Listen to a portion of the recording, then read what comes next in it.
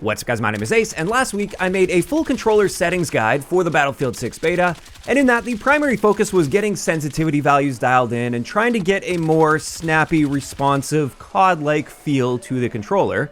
And based on the responses, it seems that worked very well, at least for a lot of people out there. And I'm still very happy with those settings. I haven't adjusted any of those settings whatsoever. However, since then, there are a handful of other settings that I have made adjustments to that actually improve my gameplay experience quite a bit, and that's what I wanted to focus on in today's video. I've got just a handful of other settings that I'd highly recommend looking into and perhaps making an adjustment to. So without further ado, let's dive right into the labyrinth of these settings menus. And the first one is something I got a lot of questions about in that first controller settings video, and that is, why is there no auto sprint button? Why can't you just auto sprint forward without having to click down the analog stick? You can just push forward and you'll start sprinting. And while there isn't a toggle option for this, you can actually map your controller in a way to make this happen. So in order to do this, we go to our controller settings, edit presets, and then edit button mapping from there. And then you want to find your sprint option, which by default will be L3, so clicking down the left stick. And all you have to do to turn on auto sprint is remap this by simply pushing forward on the analog stick when you're in the remapping phase.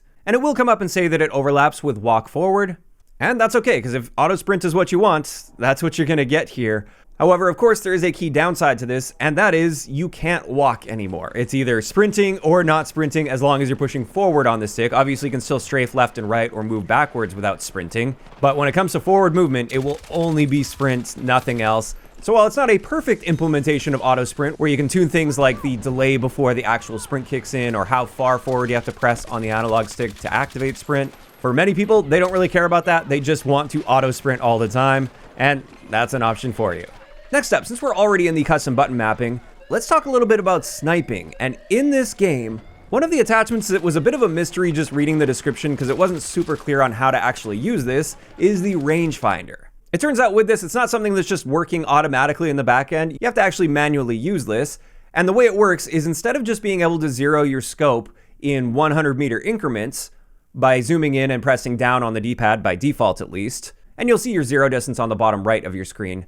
With the rangefinder attachment, you can manually zero your scope to the exact point that you're aiming at, meaning once you zero it to that distance, you just have to point and click, and your bullet will land exactly where your reticle is. There is, of course, still travel time, but this makes those long-range snipes especially, and also snipes where you're changing distances frequently. It makes it far easier to be hitting these shots because you're just pointing and clicking and accounting for bullet travel time a little bit if they're moving.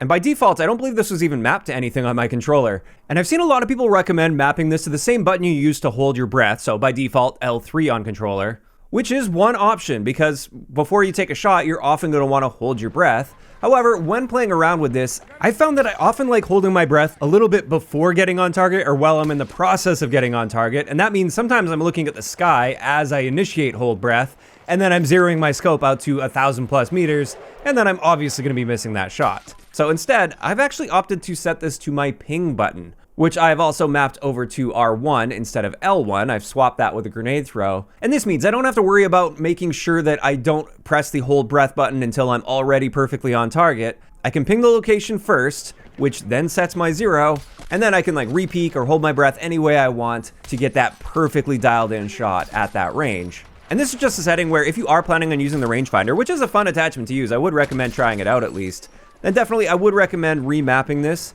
to something that's comfortable for you, whether that's the same button as holding breath or the ping button or maybe something else entirely.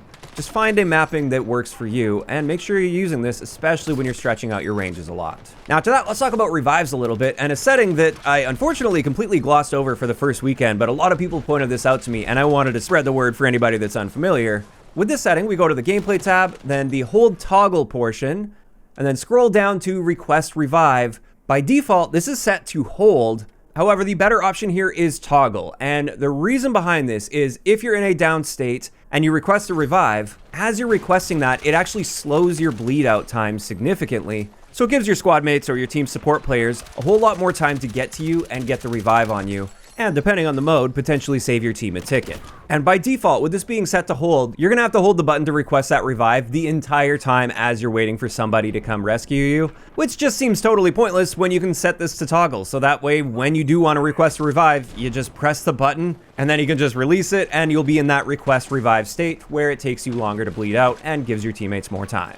Now that one might be obvious to some more longer-term Battlefield fans, but I know for many newer players, they weren't aware of this feature, and I wanted to make sure I was pointing that out and showing you guys what I think is the objectively superior controller setting there.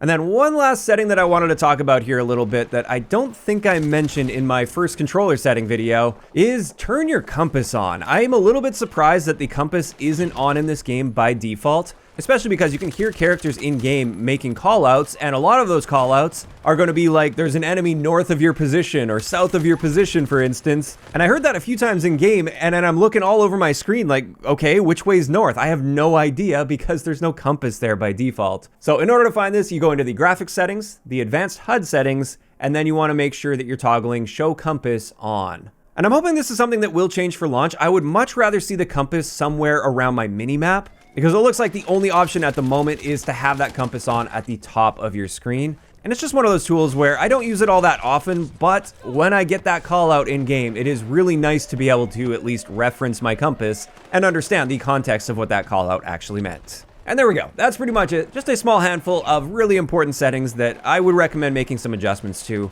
One other big question I wanted to address here that I got in my controller settings video is for the PS5 players out there, how do you disable the adaptive triggers that give you a lot of resistance as you're trying to pull the trigger on a gun? And I dug through these horrible settings menus like crazy in-game, and I couldn't find an option to do this, so I don't believe you can actually disable this in-game.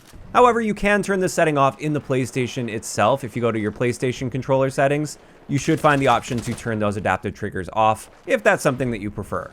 And this is where I'm curious to hear from you guys in those comments down below. Are there any other important settings that you would recommend making an adjustment to compared to the default in the Battlefield 6 beta? Is there something you've made an adjustment to that made a big difference to your gameplay? Just let me know down below. If you enjoyed the video, a like rating is always appreciated. And don't forget to subscribe for more if you haven't already. I'll talk to you guys next time.